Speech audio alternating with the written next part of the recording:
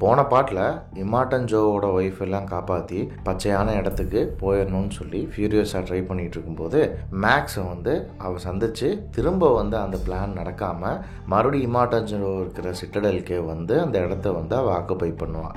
இப்போது இந்த படம் வந்து அதுக்கு முன்னாடி நடக்கிற கதை. ஃபியூரியஸா யார், அவள் எங்கிருந்து வந்தா, அவளுடைய சொந்த இடம் என்ன, எதனால் அவள் இங்கே வந்தா, அவள் இமாட்டன் ஜோவோட வந்து சேர்ந்ததுக்கான காரணம் என்ன, அவளுக்கு பின்னாடி இருக்கிற வழி என்னன்னு முழுக்க முழுக்க ஃபியூரியோசாவோட கதையை மட்டுமே சொல்கிற இந்த பாட்டில் அந்த கதையோடு சேர்ந்து துரோகம்னா என்ன, வஞ்சம்னா என்ன, பழி வாங்கிறதுனா என்ன, மனுஷனுடைய மனசு இந்த துரோகத்துக்கும் வஞ்சத்துக்கும் நடுவில் எப்படி மாட்டிக்குது, ஆசைங்கிறது ஒரு சின்ன டூலாக எப்படி வந்து ஒரு கட்டத்துக்கு மேலே பகைக்கு முன்னாடி தோற்று போயிடுது, இப்படிங்கிற பல விஷயங்களை நம்மளுக்கு பரபரங்கிற ஆக்ஷன் சீக்வன்ஸோட நம்ம முன்னாடி சொன்ன படம் தான். வணக்கம் ப்ரோ, வெல்கம் டு கத்ரிகோல். இன்னைக்கு நம்ம 2024 ஜார்ஜ் மில்லரோட டைரக்ஷனில் வெளியே வந்த ஃபியூரியோசா மேட் மேக்ஸ் சாகா படத்தை பற்றி தான் பார்க்க போகிறோம். படத்தோடைய பிகினிங்கில் எல்லா மேட் மேக்ஸ் கதையிலையும் வர மாதிரி இதுலேயும் வந்து மனுஷங்க எப்படி அழிஞ்சாங்க, மனுஷனுடைய அழிவை மனுஷனே எப்படி தேடிக்கிட்டான், இதுக்கு யாருமே ஏன் காரணம் இல்லை, இப்படிங்கிற மாதிரி வாய்ஸ் ஓவர் வரும். நம்ம எல்லாருமே உணர்ச்சி இல்லாத நடைபடங்களாக தான் வாழ்ந்துக்கிட்டு இருக்கோம் அப்படிங்கிறத நமக்கு சொல்லுவாங்க. ஹிஸ்ட்ரி வந்து நம்மளை எப்படி திரிக்குதுங்கிறதையும் நமக்கு சொல்லுவாங்க. அப்போ வந்து பார்த்தா பாலைவனத்துக்கு நடுவில் பாலைவன சோலைன்னு சொல்லுவாங்க இல்லையா, அந்த மாதிரியான ஒரு இடம். அங்கே வந்து பார்த்தா 2 குழந்தைகள் வந்து ஆப்பிளை பிடுங்கிட்டு இருக்கும். அப்போது இன்னொரு குழந்தை அந்த குழந்தைய பார்த்து சொல்லும், இல்லை வேணாம் அந்த ஆப்பிளை பிடுங்காத ஃபியூரியோஸான்னு. அப்போ தான் நமக்கு தெரியும் என்னென்னா இந்த சின்ன குழந்தை வந்து ஃபியூரியோஸான்னு. ஆனால் நீ இங்கே இருன்னு சொல்லிட்டு போய் அந்த ஆப்பிளை பிடுங்கன்னா அங்கே பார்த்தா ஏதோ ஒரு சவுண்டு கேட்கும். யார் அது என்னன்னு பார்த்தா எல்லாருமே வந்து வேற ஆளுக, டிமெண்டஸ்னு ஒருத்தனுடைய ஆளுக. இப்போ இவங்களுக்கு இந்த இடத்துல இப்படி ஒரு பாலைவன சோளம் இருக்கிறதாகவும் இதில் வந்து இப்படி ஒரு கூட்டம் வாழ்ந்துக்கிட்டு இருக்கிறதாகவும் தெரியாது. இப்போ ஃபெரோசியாவோடைய கூட்டம் என்ன மாதிரியான கூட்டம்னா, இந்த உலகத்தில் இப்போ அழிஞ்சதுக்கப்புறம் பல கூட்டங்கள் இருந்தாலும் 100% எல்லாருமே வந்து வைலன்ஸ் தான் வேணும்னு போகிறவங்க. அதே மாதிரி கன்னு, வண்டி, டீசல், ஆயில்னு இதை தேடி போகிற கூட்டமாக தான் இருக்கிறாங்க. ஆனால் இந்த ஒரு கூட்டம் மட்டும் என்னன்னா இயற்கையோட ஒத்து வாழ்ந்து ரொம்ப அழகாக வாழ்ந்துக்கிட்டு இருக்காங்க. இப்போ அந்த இடத்துல தான் வந்து டிமெண்டஸோட ஆளுக வந்து உள்ளே வந்துடுறாங்க. இப்போ இவங்களை தடுக்கிறதுக்கு ஃபியூரியோஸா போகிறா.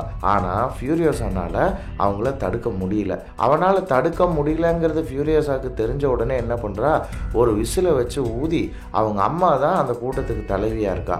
அவங்க அம்மாவுக்கு வந்து இந்த மாதிரி நம்ம இடத்துக்கு ஆபத்து அப்படிங்கிறத வந்து அவள் சொல்கிறா. அப்போ என்ன பண்ணுறா, அவங்க அம்மா ஃபியூரியோஸாவை காப்பாற்றுறதுக்காக வண்டி எடுத்துகிட்டு வரா.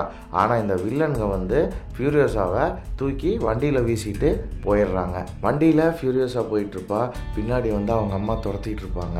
இந்த சேசிங் வந்து பயங்கரமாக நடந்துக்கிட்டு இருக்கும். அவனுங்க போகும்போது ஒரு குதிரையோட தலையையும் வெட்டி எடுத்துகிட்டு போயிருப்பாங்க.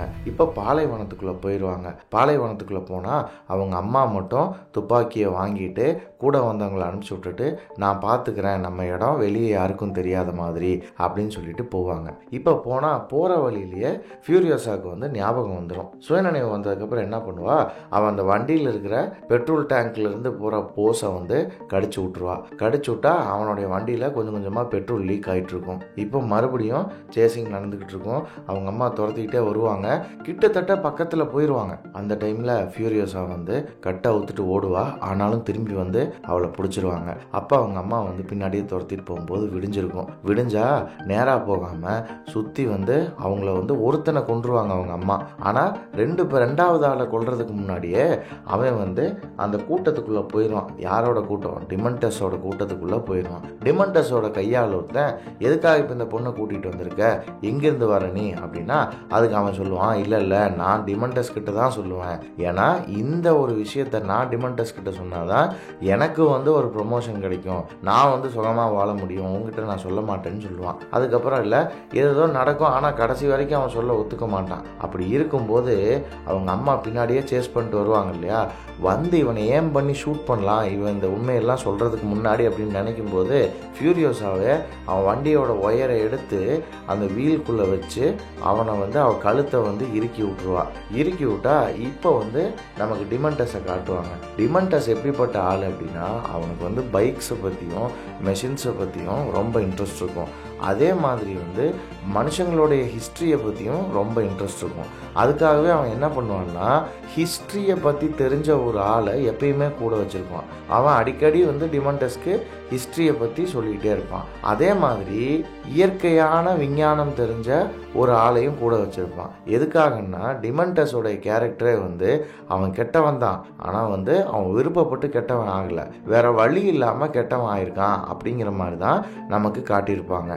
இப்போ ஃபியூரியஸாவை அங்கே கூட்டிகிட்டு வருவாங்க. ஃபியூரியஸா கிட்ட டிமண்டஸ் எவ்வளவோ கேட்டு பார்ப்பான், இந்த மாதிரி நீங்கள் இருக்கிற அந்த பாலைவன சோலையோடைய இடம் எங்கே இருக்குன்னு எனக்கு சொல்லு, அந்த டைரக்ஷன் மட்டும் காட்டுன்னு. ஆனால் ஃபியூரியஸா சொல்ல மாட்டான். இப்போ இவளை கடத்திட்டு வந்தான் இல்லையா, அவன் சொல்ல ட்ரை பண்ணுவான், அவனையும் ஃபியூரியஸா வந்து சொல்ல விட மாட்டான். அப்போ டிமண்டஸ் வந்து அவன் எவ்வளோ பெரிய புத்திசாலிங்கிறத காட்டுவான். இவளுக்கு நல்ல சாப்பாடு கொடுங்க, நல்ல தண்ணி கொடுங்க, தூங்க வைங்க, நாளைக்கு காலையில் வந்து இவ வண்டியில் வந்தா இல்லையா, அந்த வழித்தடத்தை வச்சு நான் போய் கண்டுபிடிச்சிக்கிறேன் இவங்க இடத்த அப்படின்னு. ஆனால் வந்து அவன் என்ன பண்ணுவான்னா, கொஞ்சம் கூட ஹர்ட் பண்ணலாம் மாட்டான் ஃபியூரியஸாவை. இப்போ ஃபியூரியஸாவை ஒரு ரூமில் போய் தங்க வச்சுருப்பாங்க, காவலுக்கு ஆள்லாம் போட்டிருப்பாங்க. அவங்க அம்மா வந்து எப்படியாவது காப்பாற்ற வரணும்னு ட்ரை பண்ணியிருப்பாங்க, ஆனால் அவங்களால வர முடியாது, ஏன்னா மணல் புயல் அடிச்சிட்டு இருக்கும். அப்போ திடீர்னு பார்த்தா கூடாரத்துக்கு வெளியே யாரோ வருவாங்க. வந்தது யாருன்னு பார்த்தா ஃபியூரியஸாவோட அம்மா. அவங்க வந்து ஃபியூரியஸாவை காப்பாற்றி கூட்டிகிட்டு போகிற ஸ்டேஜில் கூட வந்து ஃபியூரியஸா கூட வந்து ஒரு பொண்ணை காவலுக்கு வச்சுருப்பாங்க இல்லையா, அந்த பொண்ணையும் கொலை பண்ண போவாங்க. அப்போ அந்த பொண்ணு வந்து கெஞ்சுவா, இந்த மாதிரி வந்து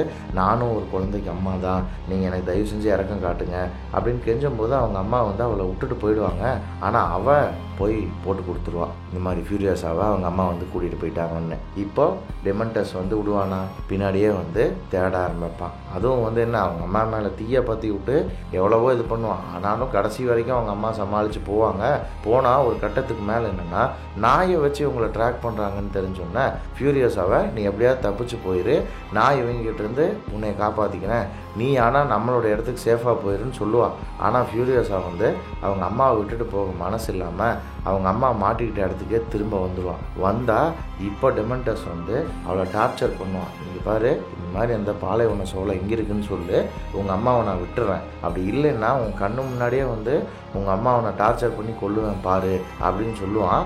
ஆனாலும் வந்து ஃபியூரியஸா எதுவும் சொல்ல மாட்டான். அவங்க அம்மாவும் வந்து இல்லை, நீ எதுவுமே சொல்லாத ஃபியூரியஸா, ஏன்னா நம்ம 2 பேர்த்துக்காக நம்ம மொத்த இடமும் நம்ம மக்கள் எல்லாருமே சாவறதை நான் விரும்பலை அப்படின்னு சொல்லுவாங்க. அதனால வந்து ஃபியூரியஸா வந்து அழுதுகிட்டு அவங்க அம்மாவை டார்ச்சர் பண்ணி கொல்றத அவள் பார்த்துக்கிட்டு இருப்பாள். ஆனால் பார்த்தது மட்டும் இல்லாமல் இப்போ டிமண்டஸ் என்ன பண்ணுவான்னா, ஃபியூரியஸாவை தத்தெடுத்துக்குவான், ஒரு குழந்தை மாதிரி கூடயே வச்சுக்குவான். ஏன்னா அவனுக்கு வந்து எப்படியாச்சும் வந்து அந்த இடத்த கண்டுபிடிக்கணும். அவன் இன்னைக்கு சொல்லினாலும் என்னைக்காச்சும் ஒரு நாள் வந்து அவகிட்ட இருந்து அந்த உண்மையை வாங்கிக்கலான்னு சொல்லிட்டு அவளை உயிரோடையே வச்சிருப்பான். கிட்டத்தட்ட ஒரு பெட்டு மாதிரி கூண்டுக்குள்ளே போட்டு அடைச்சி வச்சிருப்பான். அப்போ டிமண்டஸ் வந்து அவன்கிட்ட இருக்கிற ஒரு பொம்மையை கூட ஃபியூரியஸாட்ட கொடுத்து, இது நீ பத்திரமா பார்த்துக்கோ, உனக்கு வந்து விளையாடுறதுக்கு வச்சுக்கோ, உனக்கு ஒரு குழந்தை பொம்மை மாதிரி இதை வச்சுக்க அப்படின்லாம் சொல்லுவான். ஆனால் ஃபியூரியஸாவுக்கு வந்து டிமண்டஸை பார்க்க பார்க்க கோபம் பிச்சுக்கிட்டு வரும். ஏன்னா அவங்க அம்மாவை கொன்னவன் இல்லையா, இவனுக்கு அது ஒரு பெரிய மேட்டராகவே தெரியாது, இவன் பாட்டு கேஷுவலாக சுற்றிக்கிட்டு இருப்பான். மனுஷக்கறி கூட சாப்பிடுவான் டிமண்டஸ்.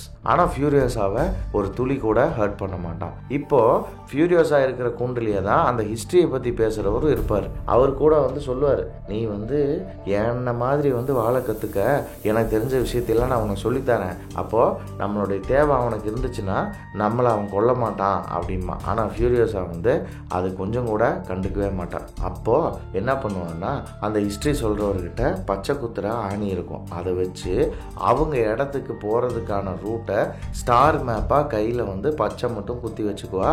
அடுத்த நாள் வந்து டிமண்டஸ் அவன் குரூப்போட வண்டியில் போயிட்டு இருக்கும்போது பார்த்தா, போன பாட்டில் வந்தான் இல்லையா மொட்டைக, இம்மார்டன் ஜோவோடைய ஆளுங்க, வெள்ளை கலரில் மொட்டை அடிச்சுட்டு அவன் வந்து ஒருத்தன் நின்றுட்டு இருப்பான். அப்போ அவனை போய் பார்த்தா அவன் சொல்லுவான், இந்த மாதிரி வந்து நான் சிட்டடல் போனோம், எனக்கு செம்ம பெயினாக இருக்குது, நான் சிட்டடல் இங்கே தான் இருக்குன்னு நினச்சி வந்துட்டேன் அப்படின்னு. சிட்டடலா அப்படின்னா என்ன அப்படின்னு இவனுக்கு விசாரிப்பானு. விசாரிச்சா அங்கே வந்து அல்லல்ல குறையாத தண்ணி இருக்குது, விவசாயம் இருக்குது, பல ஆயிரம் பேர்த்து வந்து இந்த சிட்டடலில் இருக்கிற தண்ணியும் சாப்பாடையும் வச்சு தான் வந்து கண்ட்ரோல் பண்ணுறாங்க அப்படின்னு சொல்லும்போது, இப்போ வந்து நம்ம டிமண்டஸ்க்கு ஒரு ஆசை வரும், நம்ம ஏன் வந்து இல்லாத ஒரு இடத்த போய் தேடிக்கிட்டு இருக்கணும். எப்படி இப்போ ஃபியூரியஸாக சொல்லாமல் வழி தெரியாது, ஆனால் இந்த சிட்டடல் போகிறதுக்கான வழி இந்த மொட்டை தலையை வந்து சொல்ல போகிறான். ஸோ அப்போது நம்ம சிட்டடல் போய் ஃபஸ்ட்டு சிட்டடல் சிட்டடல் கேப்சர் பண்ணுவோம், அதுக்கப்புறம் என்ன நடக்குதுன்னு பார்ப்போம் அப்படின்னு சொல்லிட்டு ஒரு பிளானை போட்டு மொட்டையை கூப்பிட்டு சிட்டடல் போவாங்க. போனால் அங்கே பார்த்தா இமாட்டன் ஜோ அந்த மலைக்கு மேலே இருப்பான். இப்போ இவன் வந்து மிரட்டுவான், இங்கே பாரு ஒழுக்கமாக சரண்டர் ஆயிடு, அப்படின்னா வார் இல்லாமல் நீங்கள் தப்பிச்சிருவீங்க,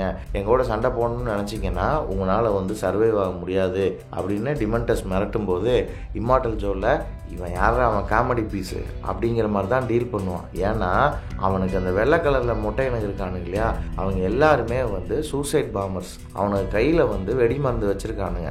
அவனுக்கு டப்புன்னு வாயில் பூசிட்டு குதிச்சா அப்படியே அந்த இடமே உளுந்து வெடிச்சிருது. ஸோ இதே ஒரு டெமான்ஸ்ட்ரேஷன் மட்டும் காமிச்சிட்டு ஒழுக்கமாக இங்கேருந்து போயிரு, இல்லைனா வார்னு வந்துச்சுன்னா இந்த மாதிரி என்கிட்ட 950 பேர்த்துக்கிட்ட இருக்கான் அப்படின்னு சொல்லி இமார்டல் ஜோ கூட இருக்கிறவங்க வந்து மிரட்டுவான். ஆனால் டெமண்டஸ் வந்து பயந்து ஓட மாட்டான். இப்போ சண்டை நடக்கும். ஆனால் சண்டையில் வந்து டெமண்டஸ்க்கு வந்து வீக்கர் ஹேண்ட் ஆயிரும். அப்போ ஃபியூரியோஸாவை ஒரு குகைக்குள்ள ஒரு கிளவி இழுக்கும். ஆனால் டெமண்டஸ் வந்து அந்த தாத்தாவை கூட காப்பாற்றாம அவனை கூட காப்பாற்றிக்காம ஃபியூரியோஸாவை அந்த இடத்துலேருந்து காப்பாற்றி பத்திரமா வெளியே கூட்டிகிட்டு போயிடுவான். கூட்டிகிட்டு போனால் எங்கே வருவாங்கன்னா கேஸ் டவுனுக்கு வருவாங்க. கேஸ் டவுன் வந்து சிட்டடல் பக்கத்தில் இருக்கிற இடம் இல்லையா. போன பாட்டில் எப்படி வந்து சிட்டடல்லேருந்து கேஸ் எடுக்கிறதுக்காகத்தானே வெளியே வந்துட்டு போவாங்க. கேஸ் டவுனில் கேஸ் இருக்கும், புல்லட் டவுனில் புல்லட் ஃபார்மர் இருப்பான், அவன் வந்து புல்லட்டும் வெப்பன்ஸும் கொடுப்பான். சிட்டடலில் விவசாயம் பார்ப்பாங்க. இப்படி 3 முக்கியமான விஷயங்களை 3 சின்ன சின்ன சிட்டியாக வச்சு மேனேஜ் பண்ணிக்கிட்டு இருப்பான் இம்மார்டல் ஜோ. இதை மேனேஜ் பண்ணுறவங்களாம் யார் அப்படின்னா எல்லாருமே வந்து இம்மார்டல் ஜோவோடைய அண்ணன் தம்பிங்க தான். புல்லட் டவுனை வந்து புல்லட் ஃபார்மர் வந்து மேனேஜ் பண்ணுவான்.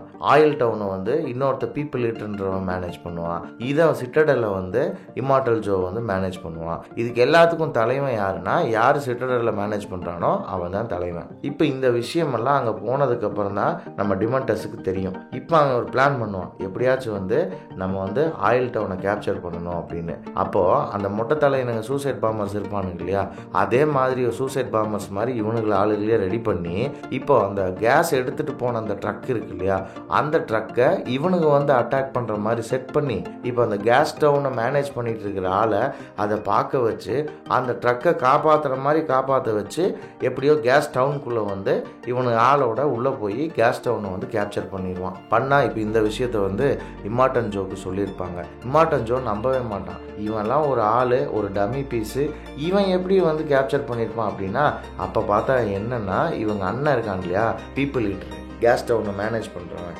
அவனையும் கூட்டிகிட்டு அங்கே வந்திருப்பாங்க. வந்தால் நெகோசியேஷன் பேசுவாங்க, அதாவது பேரம் பேசுவான். என்னன்னு பேரம் பேசுவாங்கன்னா, இப்போ நீ கொடுத்துட்ருக்கிற எல்லாத்தையுமே அப்படியே எனக்கு ட்ரிபிளாக வேணும், அதே மாதிரி வந்து நான் தான் வந்து கேஸ் டவுனை கண்ட்ரோல் பண்ண போகிறேன் இனிமே அப்படின்னு சொல்லி பேசிக்கிட்டு இருப்பான். அதாவது ஒன்றும் கொல்லக்கூட மாட்டான். டிமெண்டஸ் வந்து பேசிக்கிட்டு இருப்பான்.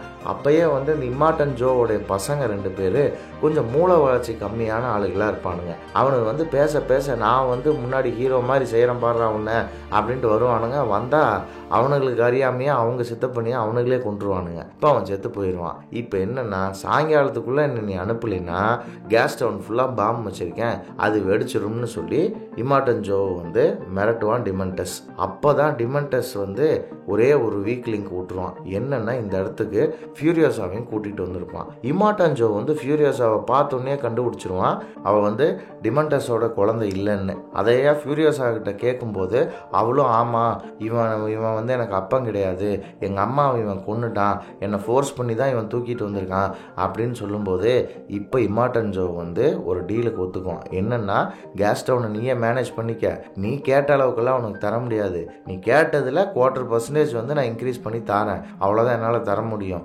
ஆனால் அதுக்கு பதிலாக நீ என்ன பண்ணுறீன்னா உன்னோட பொண்ணு கிடையாதுல்ல இந்த பொண்ணை எனக்கு கொடுத்துரு, இந்த பொண்ணு வயசுக்கு வந்து பெரிய ஆளானோன்னு நான் வந்து என்னோட பல மனைவிகளில் ஒரு மனைவியாக நான் வச்சுக்கிறேன், அதே மாதிரி உன் கூட இருக்கிற அந்த நேச்சுரல் இன்ஜினியர் இருக்கான் இல்லையா டாக்டர், அவனையும் என் கூட கொடுத்துரு, இந்த டீலுக்கு நீ ஒத்துக்கிட்டீங்கன்னா தான் இதுக்கு நான் ஒத்துக்குவேன் அப்படின்னு சொல்லி இம்மார்டன் ஜோ வந்து சொல்லுவான்.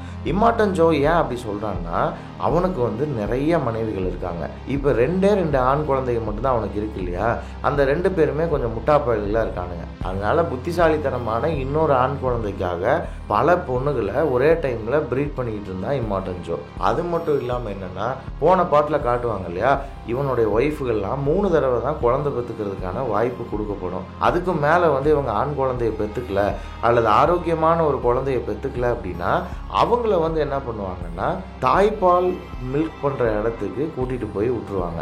அங்கே எப்படி வந்து மனுஷங்க மாடை கறக்குறாங்களோ அதே மாதிரி வந்து பொண்ணுகிட்ட இருந்து பாலை கறந்து அதையும் வந்து இம்மார்டன் ஜோ தன்னுடைய தேவைக்கு பயன்படுத்திக்கிட்டு மீதி இருக்கிறத வெளியே விற்றுருவான். இப்போ ஒரு வழியாக வந்து வேற வழி இல்லை, அதனால வந்து டெமன்டஸ் வந்து இந்த டீலுக்கு ஒத்துக்கிட்டா இப்போ டெமன்டஸ் தான் வந்து இந்த டவுனை வந்து கண்ட்ரோல் பண்ண போகிறான், கேஸ் டவுனை. டெமன்டஸ் வந்து அப்போ கூட வந்து பெருசாக எமோஷனல் ஆக மாட்டான். ஆனால் அவன் எமோஷன் ஆகிறது எப்படி தெரியும்னா, ஃபியூரியோஸா கையில் வந்து ஒரு பொம்மையை கொடுத்துருப்பான்ல, அந்த பொம்மையை மட்டும் வெடுக்குன்னு பிடுங்கிட்டு போயிடுவான். அப்பயே நமக்கு ஏதோ தெரிய வரும், என்னென்னா இந்த மாதிரி வந்து ஒரு வேளை டெமன்டஸ்க்கு வந்து ஃபியூரியோஸா மேலே பொண்ணு மாதிரியான ஒரு பாசம் இருந்துச்சோ அப்படின்னு நமக்கு தோணும். ஆனால் ஃபியூரியோஸாவுக்கு வந்து அது தோணாது.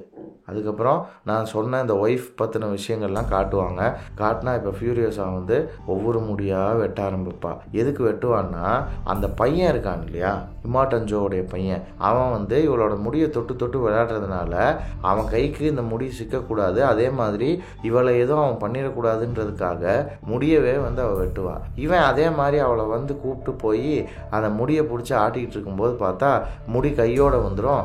அவங்ககிட்ட இருந்து தப்பிச்சு ஓடுனா ஒரு இடத்துல ஜம்ப் பண்ணி பைப்பு கீழே வந்து அவள் உட்காந்துருவான். இப்போ என்னன்னா, அந்த மொட்டைத்தலையும் இதை யாருக்கிட்டையுமே சொல்ல மாட்டான். ஏன்னா ஃபியூரியோஸாவை வந்து இவன் தொலைச்சிட்டான்னு சொன்னால் அவங்க அப்பாவுக்கு கோவம் வரும் இல்லையா, ஏன்னா அவங்க அப்பா வந்து ப்ரீட் பண்ணுறதுக்காக அவளை வச்சிருக்காரு. ஸோ அப்போ இந்த விஷயத்தையே பெருசாக வெளியே தெரியாமல் அப்படியே விட்டுருவான். ஃபியூரியோஸாவோட முடி போய் ஒரு மரக்கலையில் தொங்குனா கொஞ்ச நாளில் அந்த இடத்துல வந்து முடியை சுற்றியே வந்து மரம் முளைச்சா அப்போ வந்து என்னென்னா, காரு ஒன்று வந்து வழக்கம் போல் கீழேருந்து அந்த மலை மேலே ஒரு கிரெயினில் ஏற்றிக்கிட்டு இருப்பாங்க.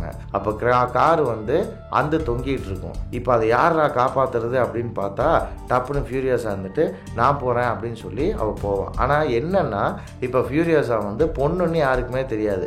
அவள் ஒரு ஊமை பையன் நினச்சி எடுபடி வேலை செய்கிறதுக்கெல்லாம் அவளை யூஸ் பண்ணிட்டு இருந்திருப்பாங்க.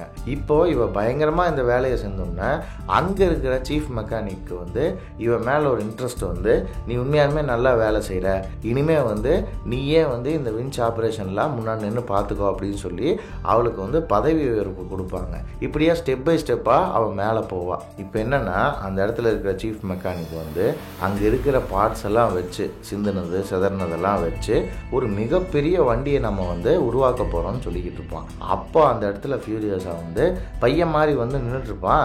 ஆனால் இந்த மொட்டைத்தலையன் வந்து ஃபியூரியோஸாவை பார்த்துட்டு அவள் கையில் இருக்கிற டேட்டோவை பார்க்க போகிற நேரத்தில் அவன் தம்பி வந்து கூப்பிட்டு போயிடுவான். செய்ய வேண்டிய வேலை எவ்வளவோ இருக்குது, அதை விட்டுட்டு வந்து இங்கே இப்படி வெட்டியாக பேசிக்கிட்டு இருக்க அப்படின்னு சொல்லி கூட்டிகிட்டு போனால் ஜஸ்ட்டு மிஸ்ஸில் ஃபியூரியோஸா தப்பிச்சா இப்போ என்னென்னா, ஃபியூரியோஸா அந்த இருக்கிற டீம் ஆளுங்க எல்லாரும் சேர்ந்து ஒரு பயங்கரமான ஒரு வண்டியை வந்து பில்ட் பண்ணுவாங்க. அதில் ஃபியூரியோஸா பார்த்து தனக்கு வேணுமான பொருளை மற்றவங்களுக்கு தெரியாமல் வச்சுக்கிட்டு இருப்பா. ஆனால் அப்போ என்னென்னா, இப்போ இம்மார்டன் ஜோவோடைய இந்த ட்ரக் டிரைவர் இருக்கான் இல்லையா, அவன் பேர் ஜாக்.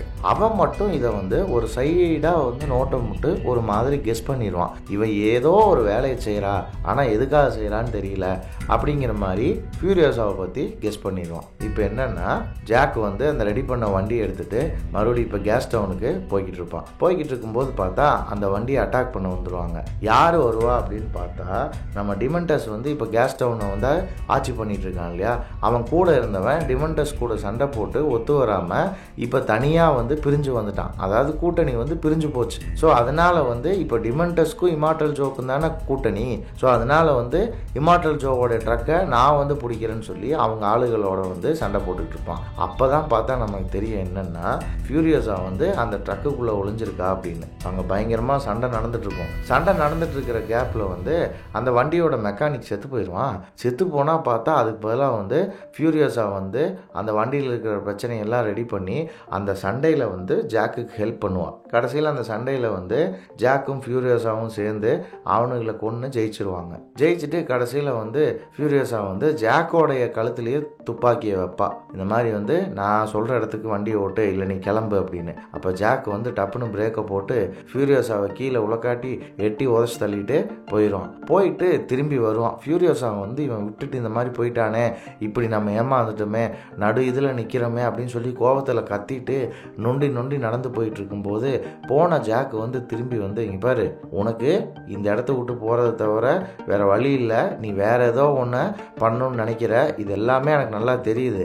ஆனால் இந்த இடத்த விட மற்ற இடங்கள்லாம் ரொம்ப ரொம்ப மோசமானதாக தான் இருக்குது, அதெல்லாம் நீ முடிவு பண்ணிக்கோ. பட் ஆனால் என்னென்னா, இப்போ நான் போயிட்டு வர்றதுக்கு என்னோட க்ரூ எல்லாத்தையுமே வந்து நான் இழந்துட்டேன், எல்லாருமே இறந்துட்டாங்க. கொஞ்ச நாள் நீ என் கூட இருந்து எல்லா விஷயத்தையும் ஹெல்ப் பண்ணினா உனக்கு இந்த ஊரை பற்றி, இந்த டெசர்ட்டை பற்றி இருக்கிற எல்லா விஷயங்களையும், எனக்கு தெரிஞ்ச எல்லா விஷயங்களையும் நான் சொல்லித்தரேன் அப்படின்னு சொல்லும்போது ஃபியூரியஸாக ஃபஸ்ட்டு நம்ப மாட்டான். ஆனால் அதுக்கப்புறம் அவன் பேசுறது ரொம்ப நியாயமானதாக இருக்குன்னு அவளுக்கு புரிஞ்சோன்னே நம்பி வந்து அவங்க கூட போயிடுவோம். இப்போ நாட்கள் அப்படியே நகர்ந்தா ஃபியூரியஸா வந்து கொஞ்சம் பெரிய பொண்ணு ஆயிடுவா. ரெகுலராக வந்து ஜாக்கோட அந்த ரூட்டில் வந்து அந்த லாரியில் போயிட்டு வர்ற ஒரு ஸ்டேஜுக்கு அவள் போயிருப்பா. அந்த வண்டியும் கொஞ்சம் பழசாயிருக்கும். இப்போ அவங்க புல்லட் வாங்குறதுக்காக புல்லட் ஃபார்முக்கு ஃபுட் சப்ளை எல்லாம் எடுத்துகிட்டு போவாங்க. அப்போ அந்த புல்லட் ஃபார்மை வந்து மேனேஜ் பண்ணிகிட்டு இருக்கிற ஆள் சொல்லுவான், எனக்கு வர வந்து இந்த டிமாண்ட் டெஸ்ட் பண்ணுறது எனக்கு பிடிக்கல, நீ என்ன பண்ணு, இம்மார்டன் ஜோக்கிட்ட போய் நீ இந்த விஷயத்த சொல்லி ஒரு மீட்டிங்க்கு அரேஞ்ச் பண்ணு, நாங்கள் 3 பேர் வந்து உட்காந்து பேசி இதுக்கு ஒரு முடிவு எடுத்தாகணும் அப்படிமா. சரின்னு சொல்லிட்டு இவன் ஜாக்கு வந்து அவனை பற்றியும் பெருசாக கண்டுக்க மாட்டான், எனத்தையோ பண்ணி தொலைங்கடா அப்படின்னு சொல்லிட்டு அவன் கிளம்புவான். போகும்போது அந்த புல்லட் ஃபார்மர் வந்து ஒரு துப்பாக்கியை கொடுப்பான். ஜாக் வந்து அந்த துப்பாக்கியை கேட்டிருப்பான் அவன்கிட்ட. அந்த துப்பாக்கியை வாங்கிட்டு வந்து ஜாக் வந்து ஃபியூரியஸாட்ட கொடுத்து, நீ ரெடி ஆகிட்ட, இனிமேல் நீ இங்கே இருக்க வேண்டிய அவசியம் இல்லை, நீ எங்கே போகணும்னு நினைக்கிறியோ நீ அங்கே போய்க்கலாம், எனக்கு ஒரு 2 நாள் மட்டும் டைம் கொடு, அதுக்கான ஏற்பாடுகள் எல்லாம் நானே உனக்கு பண்ணித்தரேன் அப்படின்னு சொல்லி அந்த துப்பாக்கியும் எடுத்து ஃபியூரியஸா கையில் கொடுப்பான். நைட் அவள் தூங்கிட்டு இருப்பா. தூங்கும்போது கூட கனவுல வந்து டிமாண்டஸ் தான் வந்து போவா ஃபியூரியஸாவுக்கு. ஏன்னா அவங்க அம்மாவை அவன் கொன்னது இவன் கண்ணு முன்னாடியே இன்னும் அப்படியே இருக்கும். தூக்கத்தில் அப்படியே எந்திரிச்சு அலறி குத்த வருவா. ஆனால் அந்த இடத்துல பார்த்தா ஜாக் உட்காந்துருப்பான். ஜாக் வந்து அவளை அமைதிப்படுத்தி தூங்க வச்சிருவான். இப்போ ஆயில் டவுனுக்கு மறுபடியும் வந்து இவங்க லோடுக்காக வருவாங்க. அங்கே பார்த்தா ஒரே பயங்கர பிரச்சனையாக இருக்கும். இப்போ அந்த இடத்துல வந்து டிமாண்டஸே வருவான். ரொம்ப வருஷம் கழிச்சு ஃபியூரியஸா வந்து டிமாண்டஸை பார்க்குறா. பார்த்தா அவனால் கோவத்தை வந்து கண்ட்ரோல் பண்ணவே முடியாது. அப்போ டிமாண்டஸ் வந்து இவங்ககிட்ட என்ன சொல்லிடுவான்னா, இந்த மாதிரி இங்கே பயங்கர கலவரமாக இருக்குது, அதனால் உங்களை காப்பாற்ற முடியுமான்னு எனக்கு தெரியல, நீங்கள் வந்த சாப்பாடு பொருளை விட்டுட்டீங்க, சரி ஓகே பரவாயில்ல, அதை இறக்கி வச்சிட்டிங்க, ஆயில் வந்து இந்த வாட்டி என்னால் கொடுக்க முடியாது, உங்கள் உயிரையாச்சும் நீங்கள் காப்பாற்றிக்கிங்க, என்னை ஃபாலோ பண்ணுங்க அப்படின்னு சொல்லி இது பண்ணி இவங்களை கைட் பண்ணி வெளியே அனுப்பிச்சி விட்ருவோம். வெளியே அனுப்பிச்சி விட்டா இவங்க வந்து ஒன்றுமே இல்லாமல் திரும்பி சிட்டடலுக்கு வருவாங்க. வந்தாங்க இம்மார்டல் ஜோ வந்து காயின்னு காய்வான். ஏன்டா எல்லா விதமான சாப்பாடு தண்ணி எல்லாத்தையும் கொடுத்து உன்னை அனுப்பிச்சி விட்டா நீ அவங்ககிட்ட இருந்து ஒன்றுமே வாங்காமல் வந்திருக்க அப்படின்னு. அப்போ அவனுக்குள்ளேயே மாற்றி அடிச்சுப்பானுங்க. நம்ம ஃபஸ்ட்டு புல்லட் ஃபார்ம் போகிறதா, அங்கே போகிறதா, இங்கே போகிறதான்னு அந்த 2 முட்டாள் பசங்களும். அப்போ இம்மார்டன் ஜோ சொல்லுவான், நான் பிளான் சொல்கிறேன், நீங்கள் என்ன பண்ணுங்கள், நேராக வந்து புல்லட் ஃபார்ம் போங்க. புல்லட் ஃபார்ம் போய் எவ்வளோ துப்பாக்கிகள் எவ்வளோ விஷயங்களை வந்து உன்னால் கேதர் பண்ண முடியுமோ பண்ணுங்கள். ஃபஸ்ட்டு நம்ம வெப்பன்ஸை ரெடி பண்ணிவிட்டு அதுக்கப்புறமா போய் இந்த டிமாண்டஸை நம்ம பார்த்துக்கலாம். ஏன்னா இப்போ டிமாண்டஸை வந்து இவங்க டைரெக்டாக போய் அடிச்சிடவும் முடியாது, அவன் இருக்கிறது ஆயில் ஃபார்முக்குள்ளே. ஸோ அதனால் இருக்கிற ஆயிலெல்லாம் அவன் அழிச்சிட்டான்னா இவங்களுக்கெல்லாம் வந்து ஆயிலுக்கு வேறு வழியே கிடையாது. ஸோ அதனால் இவங்க பார்த்து கேர்ஃபுல்லாக தான் பண்ணணும் அப்படின்னு சொல்லிட்டு இம்மார்டன் ஜோ அங்கேருந்து போயிடுவான். அதை முடிச்சுட்டு ஃபியூரியஸாவும் ஜாக்கும் ஒரு இடத்துல மலைக்கு நடுவில் உட்காந்துட்டு இருப்பாங்க. ஜாக் வந்து ஃபியூரியஸாக்கான காயத்துக்கு மருந்து போட்டுக்கிட்டு அவனுடைய பாஸ்ட்டை பற்றி சொல்லுவான். அவங்க அப்பா அம்மா வந்து மிலிட்ரியில் இருந்தவங்கன்னும் ரொம்ப நேர்மையான குடும்பத்திலேருந்து வந்தவனும் இந்த மாதிரி ஒரு வாழ்க்கை அவன் சூஸ் பண்ணலைங்கிறதையும் அவன் சொல்லுவான். இன்னும் சொல்ல போனால் என்னென்னா, ஜாக் வந்து யாருக்காகவும் வேலை செய்யலை, அவன் வாழணுங்கிறதுக்காக தான் அவன் வேலை செய்யலாம். இந்த விஷயத்தை ஃபியூரியஸா புரிஞ்சுக்கிட்டு ஜாக்கையும் கூப்பிடுவான். நீயும் என் கூட வந்துரு, நாளைக்கு நம்ம இதை முடிச்சுட்டு 2 பேருமே நம்ம இங்கேருந்து போயிடலாம் அப்படின்னு சொல்லும்போது ஜாக்கும் அதுக்கு ஒத்துக்கும். அடுத்த நாள் புல்லட் ஃபார்மர் பார்க்கறதுக்கு போயிட்டு இருக்கும்போதே இவங்க பிளான் எக்ஸிக்யூட் பண்ணுறதுக்காக கூட வந்தான மொட்டை தலைவர்களுக்கெல்லாம் வேற ஒரு பிளானை சொல்லி, இந்த மாதிரி நீ வண்டி ஓட்டு, நாங்கள் வந்து இந்த காரை ஓட்டுறோம், இப்போ அந்த காரில் வந்து கொஞ்சம் சாப்பாடு தண்ணி எல்லாத்தையும் லோட் பண்ணு அப்படின்னு சொல்லி அவனுங்களுக்கு சந்தேகம் வராத மாதிரி அந்த பெரிய ட்ரக்லேருந்து சின்ன காருக்கு மாறுற வேலையை எல்லாத்தையும் செய்வானுங்க. பெரிய ட்ரக் ஒருத்தனை ஓட விட்டு சின்ன ஒரு காரில் வந்து இவனும் ஒரு காரில் வந்து ஃபியூரியஸாகவும் போயிட்டு இருப்பாங்க. இப்போ பெரிய ட்ரக்கில் வந்து நம்ம ஜாக் உட்காந்துருப்பான். உள்ளே போனால் பார்த்தா புல்லட் ஃபார்மரோட இடத்துல டிமண்டஸோட நாய் நின்றுட்டு இருக்கும். அதை பார்த்தோன்னே அவன் கணிச்சிருவான். ஃபியூரியஸாக அங்கேருந்து எஸ் ஆயிடுவான். ஆனால் வந்து ஜாக்னால எஸ் ஆக முடியாது. அவ்வளோ பெரிய வண்டி ரிவர்ஸ் வர்றதுக்குள்ளே வந்து அந்த கேட்டை போட்டு அதை மூடிடுவாங்க. பார்த்தா அங்கே ஒரு ஃபைட் நடக்க ஆரம்பிச்சிடும். இப்போ வந்து ஜாக் வந்து சொல்லிடுவான், நான் வந்து இவங்களை பார்த்துக்கிறேன், நீ கிளம்புன்னு. ஏன்னா வந்து இடித்து கேட்டை லாக் பண்ணி நிறுத்தியிருப்பான். அப்போ பார்த்தா அங்கேருந்து பல 100 பேர் வண்டியில் வருவாங்க. இப்போது யாராவது ஒரு ஆள் அங்கே நின்று அந்த சண்டையை போட்டால் தான் யாராவது ஒரு ஆள்த்தரால் தப்பிச்சு போக முடியுங்கிறது ஜாக்கு தெரியும். அதனால் துப்பாக்கி எடுத்து வானத்தை பார்த்து சுடுவான், பச்சை கலர் குண்டை. அதுக்கு வந்து ஒரு கோடு வேர்டு, நீ கிளம்பிடுன்னு அர்த்தம். அதுக்கு ஃபியூரியஸாகவும் கிளம்பலான்ட்டு கிளம்பிடுவான். கொஞ்சம் ஒரு 10 அடி நகர்ந்ததுக்கப்புறம் அவளுக்கே மனசாட்சி உறுத்தும், இவன் நம்மளுக்காக இவ்வளோ செஞ்சுருக்கானே, நம்ம இவன் பிரச்சனைகள் இருக்கும்போது இவனை விட்டுட்டு எப்படி போகிறது அப்படின்னு சொல்லிட்டு திரும்பி வந்து அவளும் அங்கே சண்டை போடுவாள். சண்டை பயங்கரமாக போகும், ஸ்னைப்பர் ஷாட்லாம் நடக்கும். கடைசியில் வந்து பார்த்தா டிமண்டஸை தொங்க விட்டுட்டு இவங்க 2 பேரும் அந்த இடத்துலேருந்து தப்பிச்சு போயிடுவாங்க. காரில் போனால் ஆனால் டிமண்டஸ் விடமாட்டான். பின்னாடியே ஒரு பெரிய கார் எடுத்துகிட்டு வந்துட்டு வெறி கொண்டு இவங்களை துரத்த ஆரம்பிச்சிருவான். ஒரு கட்டத்தில் வந்து இவங்களை பிடிச்சிருவான். இவங்க கார் கவுந்து கீழே விழுந்துரும். இவங்களை அவன் பிடிச்சிருவான். பிடிச்சி 2 பேர்த்தையும் கட்டி போட்டு டார்ச்சர் பண்ணுவான். ஃபியூரியஸாக்கு இந்த இடத்துல தான் வந்து ஆக்சிடென்ட் ஆகி ஒரு கை வேற நசுங்கி இருக்கும். இப்போ ஜாக்கையும் போட்டு டார்ச்சர் பண்ணி ஜாக்கை வந்து கிட்டத்தட்ட வந்து ஒரு நாய் மாதிரி ட்ரீட் பண்ணி நாயை வச்சு கடிக்க வச்சு சாயங்காலம் வரைக்கும் வேடிக்கை பார்ப்பான். அப்போது அந்த புழுதி கிளம்புது இல்லையா, அந்த புழுதியில் இவங்களுக்கு கண்ணு தெரியாத டைமில் வந்து ஃபியூரியஸா வந்து அவள் கையை வெட்டிட்டு அந்த ஒரு கையோட ஒரு வண்டி எடுத்துகிட்டு அங்கேருந்து எஸ்கேப் ஆக ட்ரை பண்ணுவாள். எஸ்கேப்பும் கிட்டத்தட்ட ஆயிடுவா. வண்டியில் வேகமாக போவாள். போனால் பார்த்தா முழிச்சு பார்த்தா அவள் முழிச்சு பார்க்கும்போதே அவள் சிட்டடலில் இருப்பாள். ஏன் இவன் எப்படி சிட்டடலுக்கு வந்தா அப்படின்னா, போன பாட்டில் மேட் மேக்ஸ் வந்து ஃபியூரியஸாவை காப்பாற்றி சிட்டடல் கொண்டு வந்திருப்பான். கொண்டு வரும்போது தான் வந்து மேட் மேக்ஸ் வந்து அங்கே மாட்டிக்குவான். இப்போ மேட் மேக்ஸோடைய ஒரே ஒரு ஷாட்டை மட்டும் அங்கே காட்டுவாங்க. அவன் கண்ணு முழிச்சு பார்த்தா சிட்டடலில் ஸ்டார்டிங்கில் சிட்டடலுக்கு அவள் டெமண்டஸ் கூட வரும்போது ஒரு குழிக்குள்ள ஒரு கிளவி இழுத்துருக்கும். அந்த குழிக்குள்ளே இவள் கிடப்பா. அங்கே பார்த்தா மனுஷனுடைய உடம்புலாம் புழுத்து கிடக்கும். அந்த புழுவையெல்லாம் வந்து அந்த பாட்டி வெளியே எடுத்துக்கிட்டு இருக்கும். இவ கையிலையும் எல்லாம் புழு வந்திருக்கும். அங்கேருந்து எப்படியோ தப்பிச்சு ஓடி எஸ்கேப் ஆகி அந்த லிஃப்ட்டில் நான் தான் ஃபியூரியோஸா, நான் தான் இந்த வண்டியில் கூட போனவ அப்படிங்கிற உண்மையை சொல்லி மேலே போயிடுவா. மேலே போய் இப்போ என்ன பண்ணுவான்னா, இம்மார்டன் ஜோ கிட்ட டிமண்டஸோடைய பிளானை பற்றி சொல்லுவான். இங்கே பாருங்க, அவன் வந்து புல்லட் ஃபேக்ட்ரி அவன் எடுத்துக்கிட்டான். இப்போ நீங்கள் இங்கேருந்து பார்க்கும்போது வந்து என்னென்னா ஆயில் டவுனில் மட்டும்தான் பிரச்சனைன்னு நினச்சிட்டு நீங்கள் ஆயில் டவுன் போவீங்க. ஆனால் புல்லட் ஃபேக்ட்ரியிலேருந்து மொத்த புல்லட்டையும் எடுத்துகிட்டு வந்து உங்களை வந்து அங்கே டேக்கிள் பண்ணுறது தான் அவனுடைய பிளானு அப்படிங்கிறத வந்து ஃபியூரியஸா சொல்லிடுவான். எதுக்காக சொல்லுவான்னா, இப்போதைக்கு வந்து ஃபியூரியஸாவுக்கு வந்து டெமண்டஸை கொல்லணும். அதுக்காக இம்மார்டன் ஜோ கூட பார்ட்னர்ஷிப் போட்டிருப்பான். இம்மார்டன் ஜோ என்ன சொல்லிடுவான்னா, எல்லாரும் நீங்கள் வந்து எனக்கு ஒன்று அட்வைஸ் பண்ண வேணாம், நான் சொல்கிறேன். இப்போ அவன் வந்து நம்ம ஆயில் டவுன் போகிறதாவே அவன் நினச்சிக்கிட்டோம், ஆனால் நம்ம துப்பாக்கி ஃபேக்ட்ரி போவோம் அப்படின்னு சொல்லிட்டு ஃபியூரியஸாவை இங்கே விட்டுட்டு அவங்க கிளம்பி போயிடுவாங்க. அப்போ இம்மார்டன் ஜோ கூட இருப்பான் இல்லையா, அந்த ஆள் வந்து இங்கே நடக்கிற வார்களை பற்றியும் யுத்தத்தை பற்றியும் மனுஷனுடைய வரலாறு ஃபுல்லாக எப்படி யுத்தம் நிறைஞ்சிருக்குங்கிறத பற்றியும் சொல்லுவார். சொன்னால் நம்ம ஃபியூரியஸாவுக்கு அது ஒரு மோட்டிவேஷன் ஆயிரும். அவளுக்கு கையை அவளே ரெடி பண்ணுவாள். ஏன்னா ஒரு கை வந்து அவளுக்கு அந்த இதில் போயிருக்கு இல்லையா ஆக்சிடெண்ட்டில், ஒரு கையை அவளே ரெடி பண்ணிவிட்டு ஒரு வண்டி இவ்வளோ மாதிரியே ஒரு கை இல்லாத ஒரு வண்டி, அதாவது ஒரு வீல் இல்லாத ஒரு வண்டி கார், அதையும் எடுத்துக்கிட்டு இவ கிளம்புவா. இப்போ ஜாக் கொடுத்த அந்த ஒரு பழம் மாதிரி கொட்டை மாதிரி இருக்கிறத அவள் வாய்க்குள்ளே போட்டுப்பா. போகிறதுக்கு முன்னாடியே அவள் என்ன பண்ணுவான்னா, அவள் தலையில் இருக்கிற முடியெல்லாம் சுத்தமாக கட் பண்ணிடுவா. போன பாட்டில் நம்ம ஃபியூரியஸாவாக ஒரு கெட்டப்பில் பார்த்தோம் இல்லையா, அந்த கெட்டப்பில் வந்து நிற்பா. பார்த்தா போகிற வழியில் இந்த முட்டாள் இருப்பானுங்க இல்லையா, இம்மார்டன் ஜோவுடைய முட்டாள் பசங்க, அவனுக்கு வண்டி ரிப்பேர் ஆயிடுச்சுன்னு சொல்லி நின்றுக்கிட்டு இருப்பானுங்க. இவன் வந்த வண்டியிலேருந்து தண்ணி சாப்பாடு எல்லாத்தையும் எடுங்கடா, நாங்கள் போய் பார்த்துக்கிறோண்டா அவனை அப்படின்னு சொல்லி கிறுக்கனுக்கு மாதிரி உழையிட்டு இருப்பாங்க.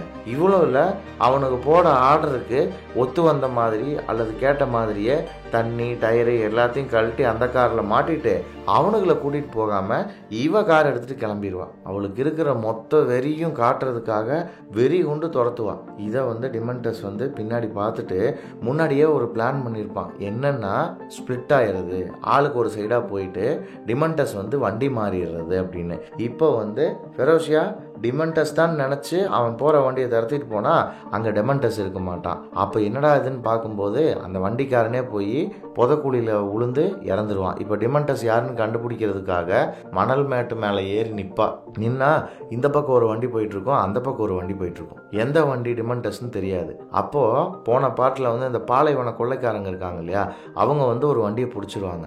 பிடிச்சா பார்த்தா அந்த வண்டியில் இருக்கிறது டிமெண்டஸ் இல்லைன்றது ஃபியூரியஸாக தெரிஞ்சிடும். இப்போ டிமெண்டஸ் அப்போ இந்த பக்கம் போகிற வண்டியில் இருக்கவன் தான் அப்படிங்கிறத ஒரு கெஸ் பண்ணி ஸ்ட்ராங் பண்ணிவிட்டு நேராக டிமெண்டஸ் பின்னாடி போவான். ஆனால் அவன் என்ன பண்ணுவான், ஃபியூரியஸ் ஆகிட்டு தப்பிக்கணும்னு சொல்லி மணல் புயலுக்குள்ளே வண்டியை விட்டுருவான். மணல் புயலுக்குள்ளே வண்டி விட்டா அப்படியே அந்த வண்டியோட வண்டியாக மணல் புயலில் அவன் புதஞ்சு போய் கிடப்பான். புயல் இறங்கினதுக்கப்புறம் பார்த்தா இப்போ என்னென்னா அவன் வண்டியை சுற்றி ஒரு பிளாஸ்டிக் காகிதம் கட்டியிருக்கும். இவன் அப்படியே கண்ணு முடிச்சுட்டு தண்ணி குடிக்கலான்னு வாட்டர் கேனை தொட்டு பார்ப்பான். பார்த்தா வாட்டர் கேன் ஓட்டையாயிருக்கும். அப்போ எந்திரிச்சு நின்று சுற்றியும் முற்றியும் பார்ப்பான். பயங்கர மணல் புயலாக இருக்கும். அப்போ தான் டிமெண்டஸ்க்கு புரியும் என்னென்னா இப்போ நம்மளை கண்டுபிடிச்சிட்டாங்க அப்படின்னு. இப்போ டிமெண்டஸ்க்கு தெரியாது துரத்திட்டு வந்தது ஃபியூரியோஸாதான்னு தெரியாது. யாரோ ஒருத்தன் துரத்திட்டு வரான், இல்லை யாரோ ஒருத்தர் துரத்திட்டு வரான் தான் அவன் நினச்சிக்கிட்டு இருப்பான். துப்பாக்கி எடுத்து சுடப்போவா இவன் தூரத்தில் மேட்டில் நின்றுட்டு இருப்பா. பார்த்தா இவனோட துப்பாக்கியில் இருக்க குண்டையும் அவன் எடுத்து வச்சிருப்பா. அப்போ கடைசியில் ஒன்றுமே பண்ண முடியாது, நம்மகிட்ட எந்த ஆயுதமுமே இல்லை, நம்ம இந்த எஸ்கேப் ஆகிடலான்னு சொல்லி அவன் ஓட ஆரம்பிச்சிருவா.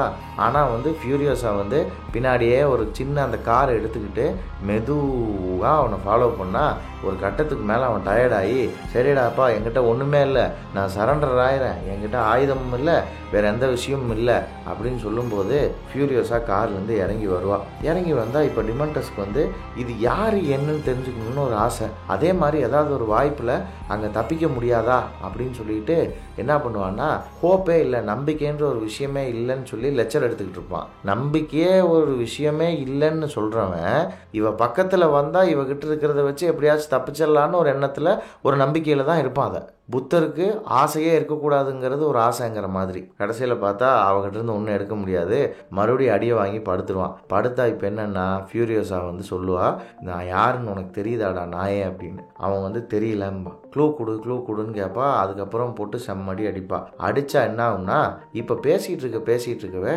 டபன்னு அவன் வலிப்பு கீழே விழுகிற மாதிரி துடிச்சு போய் கீழே விழுவான் டிமெண்டஸ். இப்போ ஃபியூரியஸாக அவன் கீழே சைனைடை சாப்பிட்டு கீழே விழுந்துட்டான் போல, அவன் செத்து போன மாதிரியே இருப்பான். அப்போ இவன் கையில் இருக்கிற மோட்டரை ஆன் பண்ணி இவன் இடுப்பில் கட்டியிருக்கிற பொம்மையை சங்கிலிலேருந்து கட் பண்ணி வெளியே எடுத்து கையில் வைப்பா. அப்பா டப்புன்னு அதை அவன் முழிச்சு பார்ப்பான். முழிச்சு பார்த்துட்டு, நீயா? ஃபியூரியஸாக அவன் லிட்டில் டீன் தான் கூப்பிடுவான் சின்ன வயசில். எனக்கு தெரியும் நீயா தான் இருப்பண்ணு, உனக்காக நான் ரொம்ப வருஷம் வெயிட் பண்ணேன், உன் கையால் சாவறதுல எனக்கு எந்த பிரச்சனையுமே இல்லை, நீயும் நானும் கிட்டத்தட்ட ஒரே மாதிரியான மனுஷங்க தான், உனக்கும் உள்ளுக்குள்ளே ஒன்றுமே இல்லை, எல்லா வகையிலும் நீ செத்துட்ட, நானும் உள்ளுக்குள்ளே ஒன்றுமே இல்லை, எமோஷ்னலாக செத்து போயிட்டேன், ஸோ நம்ம 2 பேரும் ஒரே ஆளுக்கு தான், நீ என்னை எப்படி கொண்டாலும் எனக்கு சந்தோஷம்தான் அப்படின்னு சொல்லி அதுக்கு ரெடியாவான். பார்த்தா என்னென்னா வாய்ஸ் ஓவர் ஒன்று வரும். வாய்ஸ் ஓவர் வர்றதுக்கு முன்னாடியே ஃபியூரியஸாக அவள் கையில் இருக்கிற பொம்மையை கீழே போட்டுருவான். கீழே போட்டால் அந்த வாய்ஸ் ஓவர் சொல்லும், ஃபியூரியஸாக பல வகையாக அவனை கொன்னதாக கதைகள் இருக்குது அப்படின்னு. அந்த வாய்ஸ் ஓவர் யாரோடதுன்னா, இந்த ஹிஸ்ட்ரியை பற்றி சொல்லிக்கிட்டு இருப்பான் இல்லையா ஒருத்தன் ஸ்டார்டிங்லேயே, டிமெண்டஸ் கூட இருந்த தாத்தா, அந்த தாத்தாவோட வாய்ஸ் ஓவரில் தான் அது வரும். பல வகையான கதைகள் இருக்குது, இப்படி கொண்டுட்டா அப்படி கொண்டுட்டா, அப்படி டார்ச்சர் பண்ணா இப்படி டார்ச்சர் பண்ணான்னு. ஆனால் ஃபியூரியஸாகவே என்கிட்ட சொன்ன ஒரு வெர்ஷன் இருக்குது, என்னென்னா அவனை கொல்லவும் இல்லை, அதே மாதிரி உயிரோட விடவும் இல்லை, ஒரு வித்தியாசமான ஒரு விஷயத்த ஃபியூரியஸாக பண்ணியிருக்கா அப்படின்னு சொல்லுவாங்க. என்னடா அது வித்தியாசமான விஷயம் அப்படின்னு பார்த்தா, அவனை வந்து சிட்டடலில் இந்த ஒய்ஃப்ஸ் இருக்காங்க இல்லையா, அந்த ரூமில் வச்சு அவனுக்கு மேலே ஒரு மரத்தை வந்து உயிரோடு அப்படியே வளர வச்சுருப்பாங்க. இப்போ இவனுடைய உடம்பு ஃபுல்லாக அந்த மரத்தோடைய வேறு போய் ஊன்றி இருக்கும். இது என்னத்துக்குன்னா, ஒரு பசுமையை அழிக்கிற உனக்கு பசுமையை அழிக்கணுன்றதுக்காக எங்கள் அம்மாவை எல்லாம் கொன்னையே நீ, இந்த மதர் நேச்சரை கொல்ற நீ, உன்னுடைய சாவு வந்து இந்த இயற்கை கையாலேயே தாண்டா நடக்கும் அப்படின்னு அந்த மரத்தை வளர்த்திட்டு பாதி உயிரில் இவன் இருப்பான். மரம் பாதி மரமாக இருக்கும், அதில் ஒரே ஒரு பழம் மட்டும் இருக்கும். அந்த பழத்தை எடுத்துட்டு நம்மெல்லாம் செத்து போனதுக்கப்புறம் அடுத்து வர தலைமுறையாவது நம்மளை மாதிரி குரோதம், விரோதம், பழி வாங்கிறது, பொறாமை, இயற்கையை மதிக்காமல் இருக்கிறதுன்னு இந்த மாதிரி கெட்ட எண்ணங்கள் இல்லாமல் நல்ல எண்ணங்களோட வரட்டும். அவங்களுக்காக நான் இந்த மரத்தை வந்து உன்னுடைய உடம்புக்குள்ளே நான் நட்டி வைக்கிறேன் அப்படின்னு சொல்லிட்டு அங்கே இருக்கிற அந்த ஆப்பிள் எடுத்துட்டு அந்த ஒய்ஃப்ஸ் எல்லாம் கூப்பிட்டு போய் அந்த வார் வேகனில் பின்னாடி ஏற்றுவா. இப்போ ஏற்றுறதோட இந்த படம் முடியும். இதுக்கு முன்னாடி வந்த 4th பார்ட்டான ஃபியூரி ரோடோட கதை இந்த இடத்துல இருந்து ஆரம்பிக்கும். ஃபியூரி ரோடோட கதையை நீங்கள் கேட்கணுன்னா அதுக்கான லிங்கை வந்து நான் மேலே கொடுக்குறேன், நீங்கள் கிளிக் பண்ணி கேட்டு பாருங்கள். இந்த நரேஷன் உங்களுக்கு பிடிச்சிருந்தா இந்த வீடியோவை லைக் பண்ணுங்கள், உங்கள் ஃப்ரெண்ட்ஸ் கிட்ட ஷேர் பண்ணுங்கள். அடுத்து நாங்கள் என்ன வீடியோ போடலாங்கிறத கீழே கமெண்ட் செக்ஷனில் கமெண்ட் பண்ணுங்கள். இந்த மாதிரி நல்ல நல்ல வீடியோஸ் போடுற நம்ம கத்திரிக்கோளுக்கு சப்ஸ்கிரைப் பண்ணுங்கள்.